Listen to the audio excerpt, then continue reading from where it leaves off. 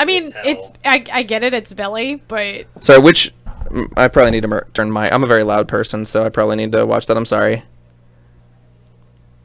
So, we now see a Bomat Courier. Does not shock me. We do see Aether Hubs, so that leads me to believe that Teresa is on the more black version. Well, there is a... Oh, there's going to be a Scrap Heap Scrounger in every version of Red-Black. Or red. Fair enough.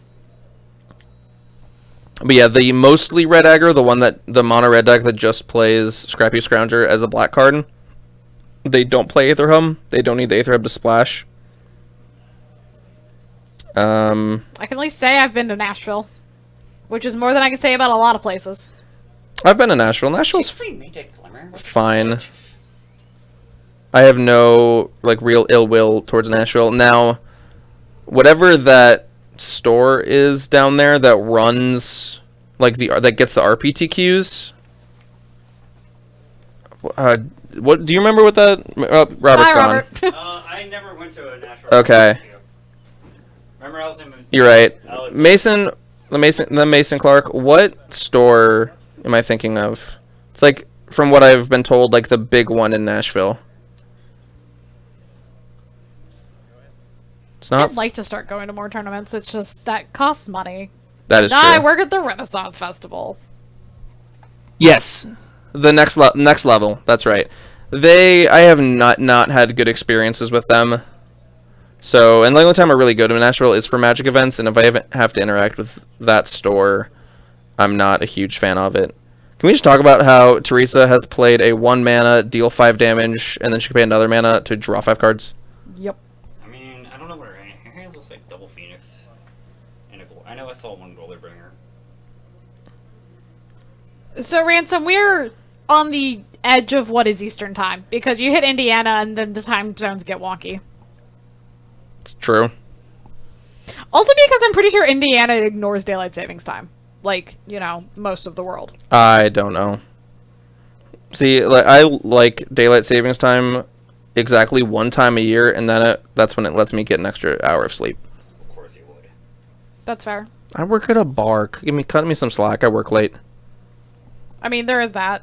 Want to go drinking tonight? We'll see. That's not day drinking, Robert. That's night drinking. Well, I can tonight. Today was my last day at my co-op. I'm interested to see what Teresa has in hand, because she hasn't done anything for a while. Even a braid. Okay. Oh, she has double braid. It's not the best use of a braid, but you're not going to get that many good uses of braid out of red-black against this. There goes the Glorybringer. And here comes the scatter. Yeah. Oh, this wouldn't be bad for Teresa. Oh, yeah, now Teresa's tapped out for her Bomat Courier. And now it's gonna die. No. Just so Jake has it in your graveyard, so you can flash it back later. No. He does have options for what he can do to it. But push is also fine. No. That's game. Yeah. We'll see. Teresa still has a few cards in hand. Another Glorybringer, which is nice. And it's gonna get contempted here. So yeah, this is not looking good for Teresa. I think she should have... Discarding double Glorybringer is pretty hard, but putting the shields down on a 6-card Bomat Courier is kind of suspect. Yeah. It's not something that I'm really into. Now, Jake just wins here. Yeah, probably. I could be wrong. We could all be very wrong. I mean, red-black is probably the best deck in Standard for a reason. Jake could flood out here and then come back, but she is in a much better spot if she gets to pay 1 mana to draw 6 cards. I'm gonna transfer all my smash up stuff to the bigger, easier box now. So I got 2 removal spells off the Glimmer. That's pretty good. That's very good. That is the opposite of one. flipping. Or whiffing. Importantly, though, Teresa can start getting back these Scrap Heap Scroungers. I mean, you're correct, Pure Win. Calling red-black the best deck is meta-dependent. The reason I consider it to be one of the best decks is that it's so adaptable and versatile to any single thing you can do in the metagame. Like, if you want to beat green decks, you can change it to be green decks. If you want to beat blue decks or control decks or fog, you can tech it to beat fog. If you want to tech it for the mirror and red decks, you can do that. It's a very flexible deck. Yeah, it's definitely the safest deck, and I think, and it's the most adaptable deck. It's the deck that changes the best with the format, because you can, and it's also just hard to hate out. Like, because it's not a pure aggro deck, and it's because it's not like a pure control deck or combo deck, there's not certain cards, like there's no insult to injury for the red-black deck. There's no, like, just duress. No, I'm not trying to be argumentative. I'm not bashing you in any way. Just clarifying. Yeah. We got a Scarab God in Jake's hand. I also watch Twitch in the background of a lot of things. I don't. That's what YouTube's for. Yeah, I do that too. I've been watching a lot of really interesting videos on YouTube lately too. I discovered the side of YouTube that's like the Disneyland stuff, like Defunct Land and Yesterworld. So it's all of like the defunct and never built different pieces of the theme parks. It's really cool. Yeah. Defunct Land's also done a couple of things on Kings Island. He did Son of Beast and Tomb Raider. Okay. Which was really, really interesting. Yeah. So I've just kind of been watching those lately. I have been binge watching Bones. That's fair. Because one of my coworkers told me, hey, watch Bones. It's a good show. It's a pretty good show. I've been enjoying it. I will say it is, and very minor spoiler alert, it's not dark enough for how many times it kills off and or majorly injures its main characters. That's fair. And that kind of annoys me. This is not Game of Thrones. You don't need to kill off a character every other season. Whirler. Rolling on down the board state. Yeah. Killing a champion wits, although it does not kill that Gearhulk, and that Gearhulk's gonna... You mean a glint sleeve siphoner? No, it does not. No, it killed the siphoner. I know. I'm saying it does not kill the Gearhulk. Well, you said it killed the... okay, I'm sorry. Wrong creature! What is proven combatants? Because that sounds interesting. Sounds like something out of Amonkhet. Sounds like a podcast. Well, I think there is a card in Amonkhet called Proven Combatant. Yeah. I believe that's the 1-mana 1/1 that you can pay 6 and eternalize it. Something like that. It's the card that everyone was like, oh my god, this is going to be so good unlimited, and it was trashed here. Yeah. It was proven to not be good. Yeah. Yep. Why are there a bunch of screws sitting here on the table? Who knows? Why is there anything sitting on this table? Concerning. Well, we know why the commander deck is sitting right here in front of me. Well, yeah. Which is dangerous because it's the only one I don't have yet. And now we have a Scarab God, and there's an activation up, and yeah, Teresa knows this game is over. Oh, it's a podcast that Teresa is a host of. That's cool. That's awesome. I didn't know that. I didn't know she had a podcast. Hey guys, guess what? I'm probably gonna listen to a new podcast now. So yeah, this is a plug for Teresa's podcast that I didn't know she had. Well, we know these are not my loose screws because you can't lose something you never had. But crash. Basically. But yeah, so now we're gonna see. I'm interested to see what Teresa's gonna board in here, because a lot of people have been boarding differently with this red-black deck against the blue-black deck. There's a lot of people who, like, some people do like duress, some people don't like duress. Some people have some planeswalkers in their decks, like Angrath and Karn. Some people don't have that and say they don't need them. So I'm going to abandon you here for a hot second and go get myself a drink, because I didn't get a chance before round 1 or round 2. Okay. So I will be right back, guys. It's just me. I've been abandoned. You've not even been abandoned yet! But yeah, while these players are sideboarding, guys, I just want to remind you about a few events that we have coming up that we will be streaming. On September 1st, we have our Modern PPTQ that is going to be streamed. I believe I don't know the starting time off the exact top of my head. I believe it is either noon or 1. It's the common starting time for PPTQs around here. But that is Eastern Daylight Time, Standard Time. As I said before, I don't know how that works.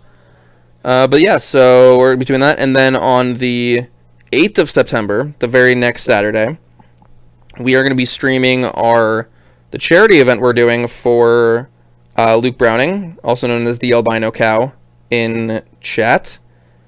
Why can't we do events on Sundays? Because not as many people would show up for them. I would love for them to be on Sundays, because that's when I normally get to play like larger Magic events, like PPTQs, because I'm normally working on Saturdays. But the Saturday the 8th, I will be taking that. I took that one off. I will be here commentating our team constructed events, Standard, Modern, and Legacy. I've returned. And yeah, also this was not our decision. We don't decide when events are. We just decide what events we stream. But so yeah, have you talked about the possibly doing some Commander stuff? I have not. If it's Commander related, I leave it to you. So this has nothing to do with me. I had no part of this. I only found out about it, and I can't even participate in it. But GameSwap has been talking about having some Commander events on Saturdays starting here pretty soon. Obviously, there's got to be some interest in it. And with me working at the Renaissance Festival means I can't participate until at least November. Yeah. Because I'm suffering. I like what you can do in Commander. Commander's not really my format, because I'm much more of a competitive player, and I don't like the fact that multiplayer games have a bunch of politics in them. I don't like politics in real life, so I don't like them in my Commander games either. That's why I ignore them in Commander. Yeah, it's fair. I'm one of those people that goes, hey, like if I'm asked, hey, are we friends? I just go, no. Makes sense. Or, hey, if I do this, will you do that? I don't know. Maybe. Yeah. I believe, and Teddy, we know you don't like Commander. Yeah. I believe earlier there was a question that I meant to answer, but someone asked, and I'm sorry that I don't remember who you are, because we just had a lot going on, I forgot it. But someone asked what our favorite formats were. You obviously is Commander. Obviously. Mine, if we're talking... secretly, it's Frontier. Oh, God. Mine, if we're talking constructed, is definitely going to be Standard. I think that's the format that has the most play to it. It's not nearly as matchup dependent.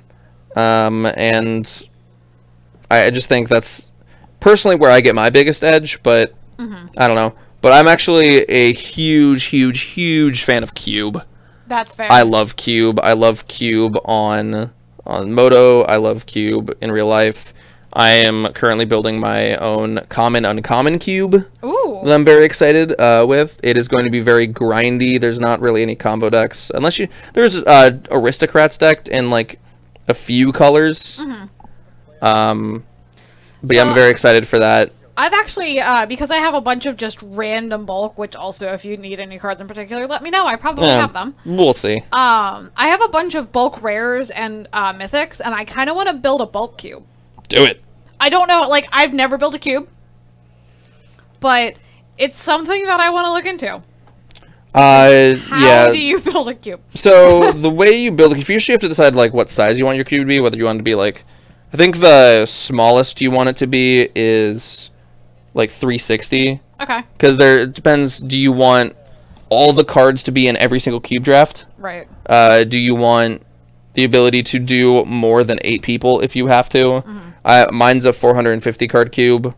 Oh, I know. Mine's never going to be more than 8 people at the absolute most. Okay, yeah. I'm never going to get that many people to the cube with me. You'd be surprised. You mentioned, like, just on, like, Friday night, if you mention cube, then there are enough people that will just say, like, hey, I want a cube. Oh, yeah. But the problem is I'm not usually out here on Fridays right now. I do know... one of my buddies actually has a Commander cube that's really sweet. It actually has a Angus Mackenzie in it. Okay. I don't know if any of you got the chance to play the Pro Tour cube that was on Moto like last week, but that one was a lot of fun. Pro Tour cube, huh? Yeah, so how that one worked, it was made by Eric Klug, who is a amazing card alterist. If you guys ever need like card alters done, I recommend looking him up. But he is also just a very well-known cube designer, and every single card in the Pro Tour cube won a Pro Tour. They were all in a Pro Tour winning deck. So, and there was a lot of like 2-card combos. I drafted a sweet Illusions of Grandeur donate deck. Ooh. Which is a lot of fun to play. That sounds pretty sweet. For those of you who are not familiar with the old Illusions donate deck, it's Illusions Grandeur is I think like a 2-mana enchantment that says ETB gain 20 life. When it leaves, lose 20 life, and it has the best mechanic ever printed in Magic the Gathering, cumulative upkeep. Oh god, cumulative upkeep. Yeah, we're gonna put it on screen. It's 4-mana enchantment in my bed. And at some point, and then you play donate and give it to your opponent, and at some point they will not be able to pay cumulative upkeep, and they will lose 20 life, and then hence the game. So yeah, just I advocate if someone offers you the chance to play a cube, play the cube. Especially if you're just a fan of like drafting in general. Drafting cubes is so much fun. I do enjoy me a good draft. Actually, I was thoroughly enjoying Dominaria drafts. Oh, Dominaria draft was great. I did a ton of Dominaria drafts. I did quite a few, and I haven't actually drafted since Oath of the Gatewatch, which was also a really great. Also, BFZ sucked. BFZ by itself was not a good draft format because green was so underpowered. It was horrible. But Oath really helped fix that, and Oath made it a really great, really fun format. Yeah, there's a store down in northern Kentucky that I went to at the time, and they used to do draft league. Okay. And so I was doing the draft league down there, and I drafted a white deck every single week. Normally white-green, a few times white-black. By the end of that draft league, which I won, I had 67 copies of Undo War Cleric. Wow! Yes. But yes, Undo War Cleric was the truth. Uh-oh. Jake missed a land drop. Well, Jake's gonna be hurting a little bit now. Guys, if you're gonna play competitive Magic, I recommend playing a land every turn. For at least the first 4 turns of the game. Well, he got a land. Ooh, tap lands! As I say every week, tap lands suck. Yeah. I mean, at least the good thing about these tap lands is they are fetchable. But that doesn't matter when we don't have there's no fetches. So we do have a Urgul's Bloodfast here from Teresa, so if we do get into a situation where she is low on cards... Like right now. Well, she's not low on cards right now, but it'll be later in the game. Ooh, looks like Teresa's missing her 4th land drop, and she has at least a Chandra and a Rekindling Phoenix. Sorry, 2 Chandras, a Rekindling Phoenix, and I think a Hazoret in her hand. Ooh, kind of need that 4th land. Yeah. Kind of like Jake does. Yeah, Jake has 2 copies of Nicol Bolas. This might turn out to be... and a Glimmer. Ooh. This might turn into a race to see who can play their 4-drops first. Jake also has a Vrasa's Contempt. Oh boy. And... probably gonna keep that at 2nd Champion of Wits in the hopes of drawing some more cards. Yeah. And this is one of these situations where Jake really wishes he had... like, he was not playing red, because now there's still a bunch of lands in his deck that still enter the battlefield tapped. There's 3 more Canyon Sloughs, there's probably 3 more Fetid Pools. I don't know his list, but... Well, fortunately, any of his check lands that he's going to play are going to enter in on tap now, because they do have... So that does make the tap lands kind of more playable, as they will trigger your lands, and Teresa drew Dragon Skull Summit, so here we get to see Chandra. And she's going to put Jake on the back foot, and this is going to be really good for her. I think what she wants to do is, I think she wants to play Chandra, kill the Champion of Wits, and just get in for 4. That's what I would do here. Yeah, looks like that's what she's going to do here. She's at the very least going to play Chandra, and she's going to do that. And now Jake's at 7, and he's... scooping it up. Yeah, because he's behind. Yeah. How that's going to play out is Jake probably has to contempt the Chandra there. And so then... but that also would have required him to have gotten his 4th land. That's true. If he doesn't draw the 4th land, and what I was going to say earlier is he discarded his Doomfall, which I think probably wasn't the correct play. At the very least, he could have Doomfalled Teresa there to see if she boarded any sideboard cards, like any weird sideboard cards or something. Get some new information. Yeah, I don't know. But when you don't have a lot of spells you can cast, discarding one of the ones you can is kind of suspect. It looks like Jake's doing some interesting sideboarding here. So what he's doing is he boarded out his Glint-Sleeve Siphoners on the draw, which I agree with 100%. You play him on turn 2 and they just die to Chain Whirler. One of the things he appears to be doing right now is he appears to be boarding them back in on the play. Maybe not. Maybe not. Okay, it looks like he was doing just a little bit of showmanship there, which is good. I actually don't think you want Glint-Sleeve Cipher in your deck at all post-board against a Chain Whirler deck. Yeah. It's pretty bad. It doesn't block well if you do get the chance to block with it. I will say if you are playing like this blue-black deck against red-black or mono-red, if you have a Glint-Sleeve Siphoner play, your opponent has not yet played their Chain Whirler, and they give you an option to trade with any of their creatures, just do it. It's not like, oh, they don't have the Chain Whirler, I'm going to get to draw a card off this. Just trade. It's the best value your Glint-Sleeve Siphoner is going to get for you. Yeah. I got punished a lot for doing that when I first started playing blue-black mid-range at the end of the pre-core set standard format. So that was a game that went pretty decently for Teresa. We'll see. Looks like she did have a Duress in her deck post-board, at least one, and she's now taking one out, which I can see wanting it less on the draw than on the play. Yeah. On the play, you're going to have a little bit more early aggression, so being able to back that up or protect that with a Duress is kind of important. And you have less opportunity to like Duress and play a 2-drop on turn 3 on the draw. Just because you're not going to be out ahead as much, and you're probably going to get Essence Scattered a little bit more when you're on the draw. Yeah, that makes sense. Was that ever in doubt, Teresa? Teresa, just obviously, like, you should always ask if your opponent's on the play, but there's no way Jake's going to be on the draw here. Oh god, Jake has a basic mountain in his deck? Interesting. Ew. Doesn't seem... That's not where I want to be. This Bomat Courier is getting magma sprayed.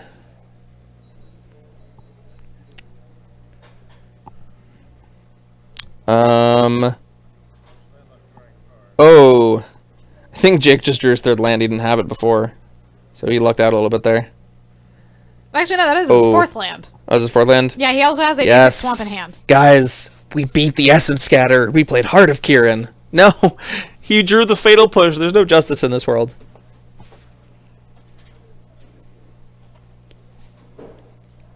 So what do we have here? Do we have a Scrappy Scrounger that's... Hey, at least if we have to get one of our creatures Essence Scattered on Teresa's side, this is a pretty good one to get scattered. Although we have no feel for it yet. Actually, if I'm Jake, I'm not sure I want to Essence Scatter it there, because Teresa's probably going to attack with her Heart of Kirin, and then we get to push it. So... Looks like we got a Gifted Aetherborn in Jake's hand. Yeah, but if we play the Gifted Aetherborn, that taps us out on black, and we can't play our... yeah, which he's not going to do here. Fatal Push. Jake's a good player. He's not going to do that. Yeah, and it looks like Jake has Supreme Will in hand as well, so being able to leave up like both Supreme Will and... Lifelink and Death Touch is Fatal not Push. worth it for that. No. Looks like we have a Chandra here that's going to get countered. Absolutely. But Jake's slowly running out of cards. He hasn't found a good way to recruit his card advantage. He hasn't found a good way to make all this trading 1-for-1 more profitable for him yet. His hand right now is just Fatal Push, Verastic Attempt, and Gifted Aetherborn. So, although it doesn't look like Teresa has a good way to punish him, it looks like her hand is a couple more lands and a Braid and this Carries Of that she's playing.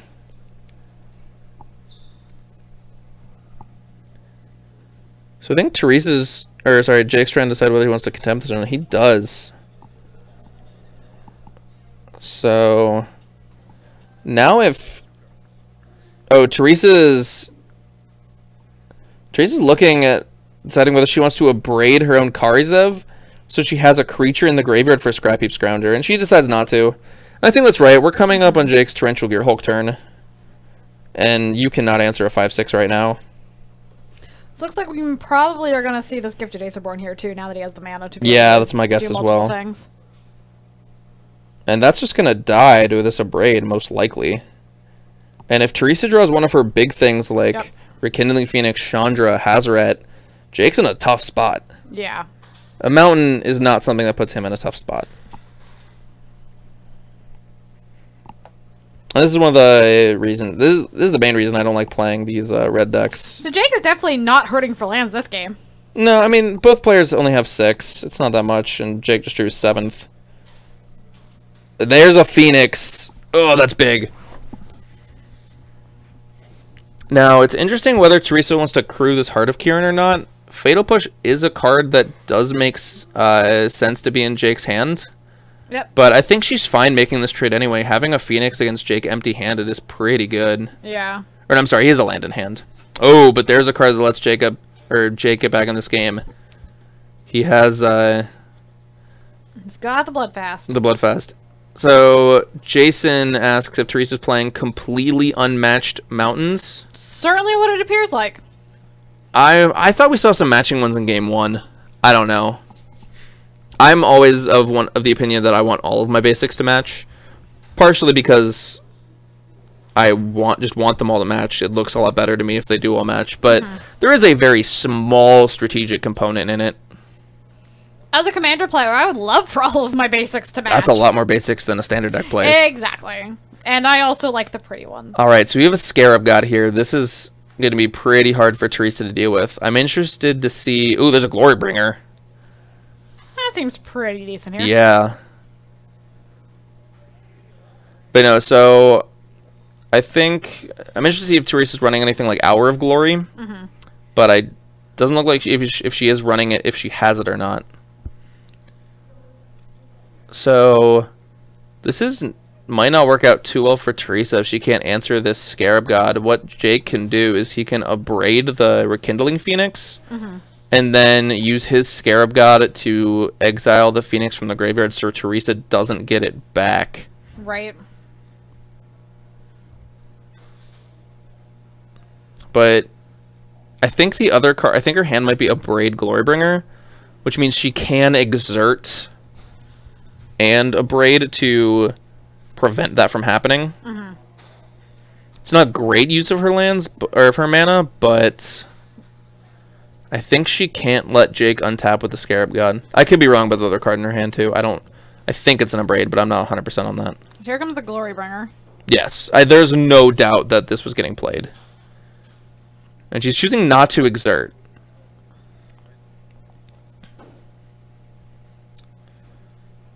And this is where this is not going to work out that well for her, because she's not going to get this Phoenix back later.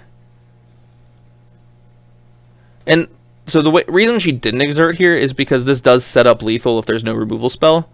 Jake gets hit for 8, and then Jake's at 6 against Untapped Glorybringer. So now it goes to 10. But this is not going to work out well for Teresa.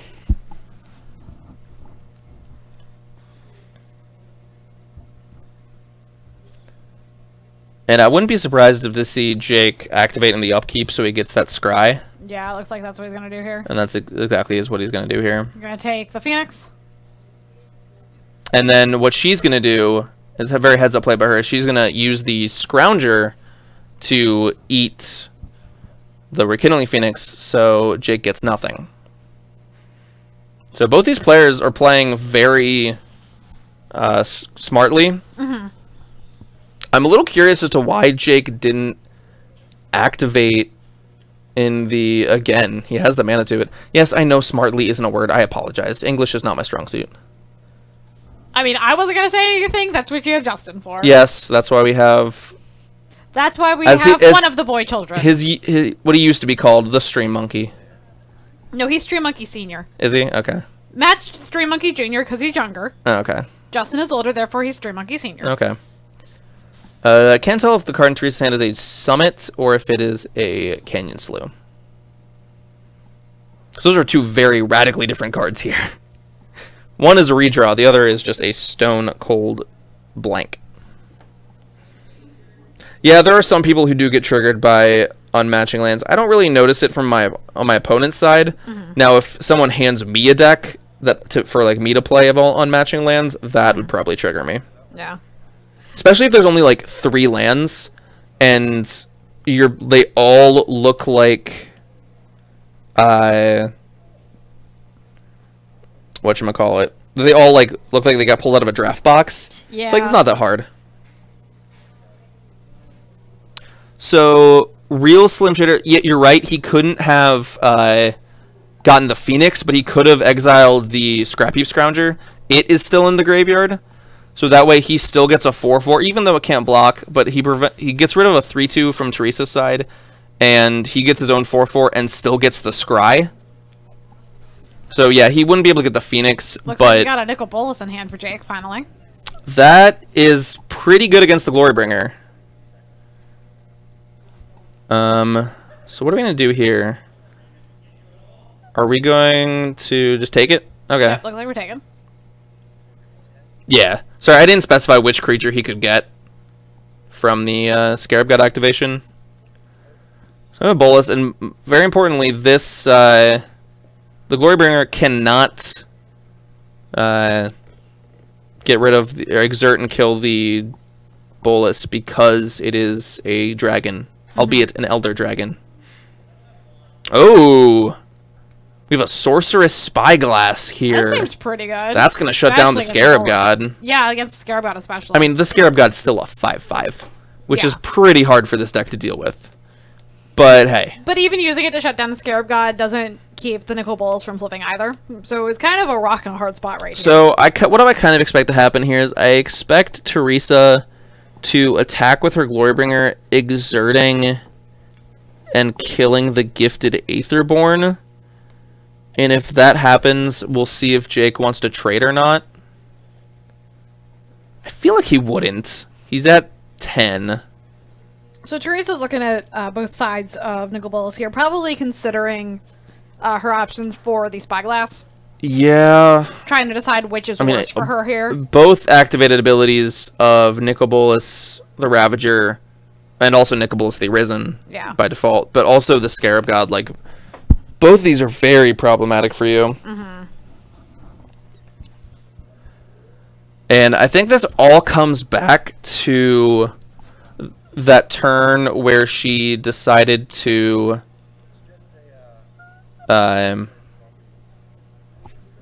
whatchamacallit. So the turn where she decided not to abrade the Scarab God and also exert to kill it. Mm-hmm. Like if she did that, she would have another Phoenix in play this turn, which could be changing the clock. Teddy, I'm pretty sure Jake did gain 4. I think he was at 6 from another Glorybringer hit, and then he gained 4, putting himself back up to 10. I apologize. I think our life totals were just a little behind, so that didn't translate well.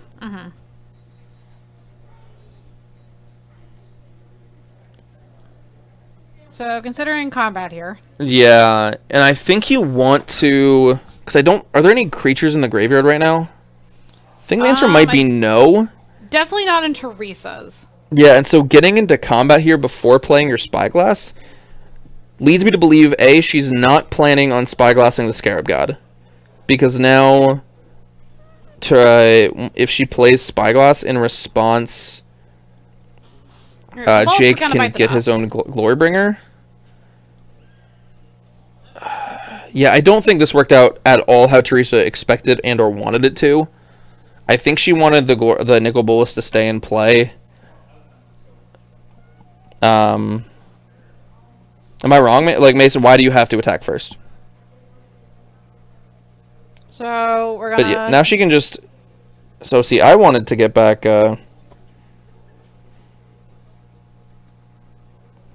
So, but if you attack first, then you're putting yourself in exactly this situation where, sure, Jake... You can name the Scarab God now, but now he has a free 4/4.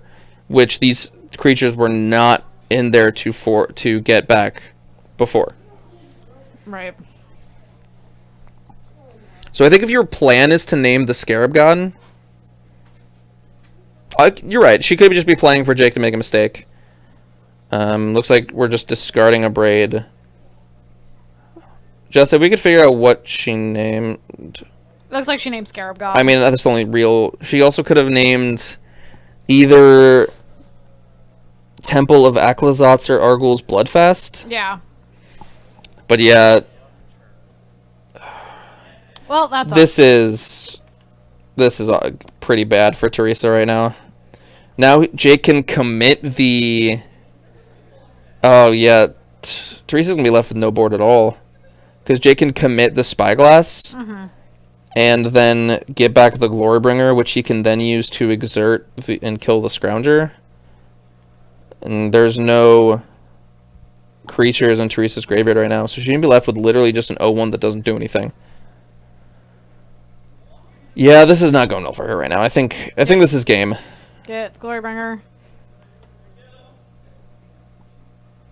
Yeah, she's going to 2.